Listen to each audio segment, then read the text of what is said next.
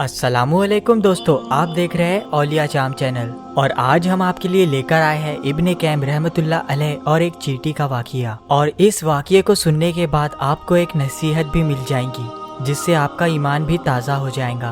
एक मर्तबा इब्ने कैम रहमतुल्लाह अलैह एक दरख्त के नीचे बैठे हुए थे। तभी वहाँ पर उन्होंने एक चींटी को देखा जो एक टिड्डी का पर पड़ा हुआ था। उसके पास आई और उस पर को वो चींटी उठाकर ले जाने की कोशिश करने लगी। चींटी ने उस पर को अकेले ही ले जाने की बहुत कोशिशें की, लेकिन वो अकेले उस पर को नहीं ले जा सकी और वो चींटी अपने बिल की ओर रवाना हो गई। थोड़े ही देर बाद वो चींटियों की एक फौज लेकर उस टिड्डी के पर के पास आ गई और वो चींटी अपने इस गिरोह को लेकर इसीलिए आई थी क्योंकि उसे इस पर को ले जाना था। चींटियों के उस जगह पहुंचने के पहले ही इब्ने कैम रहमतुल्लाह अलैह ने वो पर को वहां से उठा लिया था। और जब चींटियों के गिरोह ने उस पर को तलाश किया तो उन्हें कहीं भी नहीं मिला, तो वो सबकी सब चींटी वापस अपने बिल की तरफ चले गई। मगर उनमें से एक चींटी वहीं रह गई और वो उस पर को ढूंढ रही थी। और ये वही चींटी थी जो सबसे पहले इस पर को ले जाने की कोशिश कर रही थी और जिसने अपने साथियों को भी यहाँ लेकर आई थी। जब वो चींटी इस पर को ढूंढ रही थी तब इब्ने कैम रहमतुल्लाह अलैह ने उस पर को वापस रख दिया।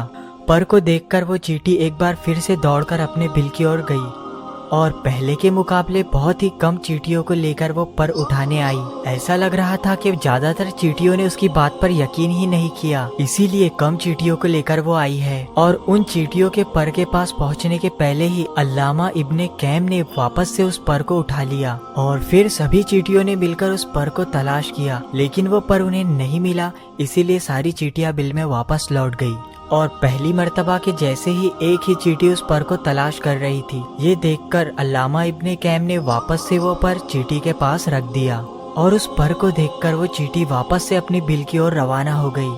और फिर वो चींटी काफी देर बाद अपने साथ सिर्फ 7 चींटियों को लेकर आई और इस बार भी अल्लामा इब्ने कैम ने वो पर वहाँ से उठा लिया। एक बार फिर से उन चींटियों ने उस पर को तलाशने की कोशिश की, लेकिन जब उन्हें वो पर नहीं मिला तब वो चींटियां सारी मिलकर उस चींटी जिसने उन्हें यहाँ बुलाया था उस पर हमला करने लगी और इस चींटी को टुकड़े टुकड़े कर दिया।